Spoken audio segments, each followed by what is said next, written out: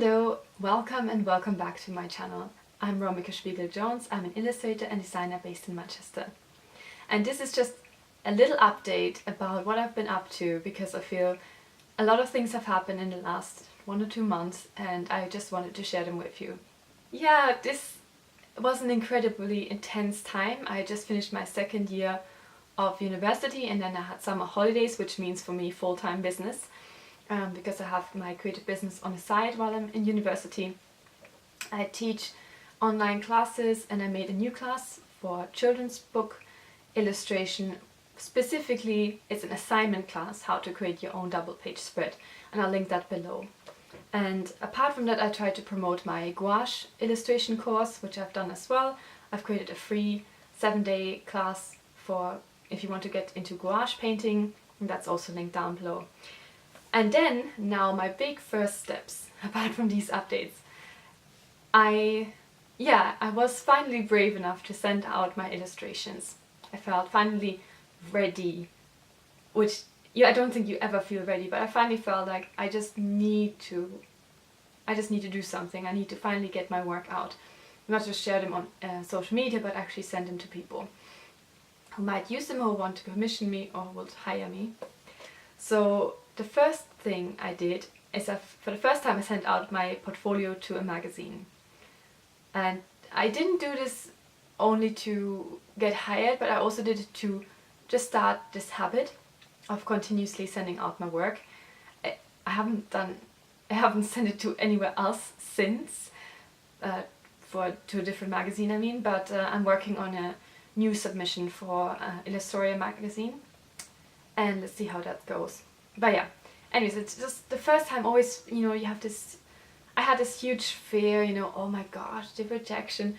But I realized rejection will be part of my life as an illustrator and that's just normal and that's okay.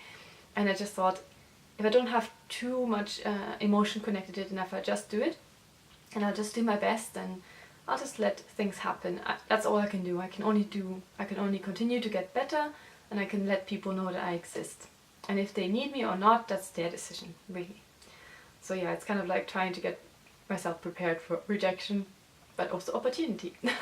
So the next one, this was also quite a big step. I I became member of the Society of Children's Books Authors and Illustrators, or is it Writers and Illustrators? I should know this one. But I don't know why I mix this up all the time. SCBWI, Writers and Illustrators, yeah. And I will link that down below as well. So as a student you can get it cheaper. And they had an illustration competition. It's called Undiscovered Voices, and that's for all people who have no agent or haven't been published yet. And I submitted my first I submitted to my first professional illustration competition. Isn't that amazing? Okay. I've submitted like drawing contests in the past when I was a kid, but to actually submit as a professional for a professional competition is a completely new level, and I'm so glad I actually made the effort. And I'll show you the illustration I did here. And next, I'm just reading my notes just so you know, because it's too much, I will get confused. Yes, I also made it, oh my gosh. That took me a while, and to do this, to overcome the fear of what if, they hate it, what if I'm terrible at what I do, what if no one likes what I do. All these artist fears or designer, like creative people's fears that we have and that hold us back from doing great things. I had to work through this quite a bit before I finally sent off this application, and that was to my first illustration agency.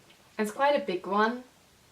But I just really love their approach. They take new and emerging illustrators as well as seasoned professionals, and I'm definitely at the beginning of my career, and I really feel like I would love someone to guide me in these early stages and give me direction.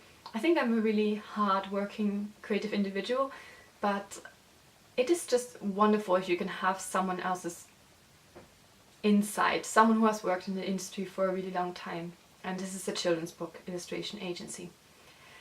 yes, and I'm waiting for the response, and whatever will happen, but at least I've made a step. I've created my portfolio, I've created quite a few pieces, which you can see up.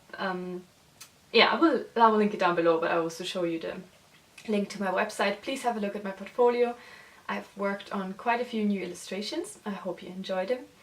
And if you want to see more of my work and updates, then I would highly recommend you to follow me on Instagram and look at my stories. That's why I share more work in progress work, and I just show you, well, you know, not everything we do is always looks great, and I think that's a good and healthy approach to share also work that doesn't work out sometimes.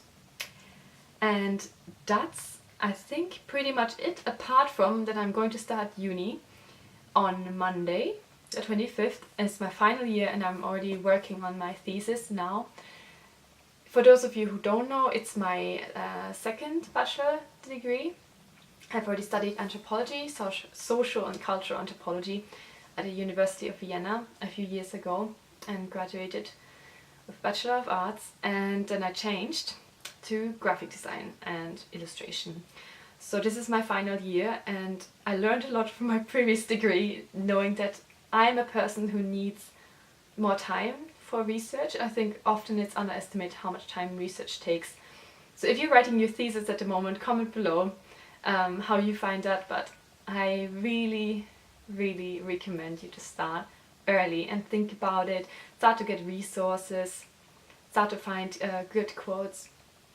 It just helps so much. The less stressed we are, the better I think it will get, because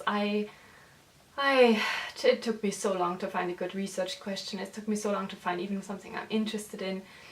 And then the writing was actually really quick. I don't find the writing very difficult. But it is difficult if you don't have a good structure and enough resources. And that's why I think research takes mostly longer.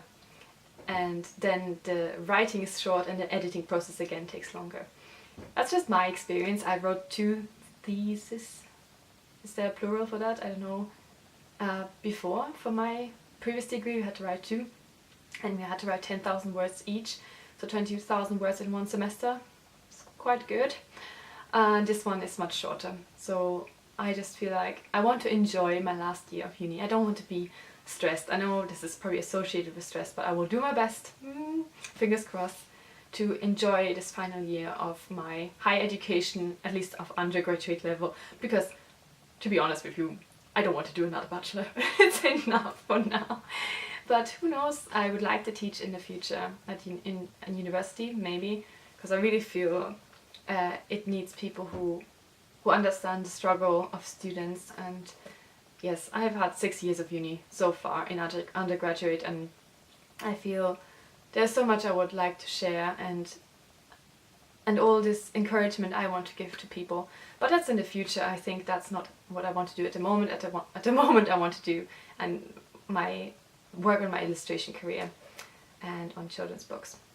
So I hope this wasn't too all over the place, but it was nice to catch up with you. I wonder what you're doing at the moment, what struggles you're going through, what successes you had. If you want to share them, I would really like to hear from you. Sometimes it feels a bit lonely in the comment section, but that's fine. I also very rarely comment. We're all, I guess, the silent reviewers. That's also fine. Yeah.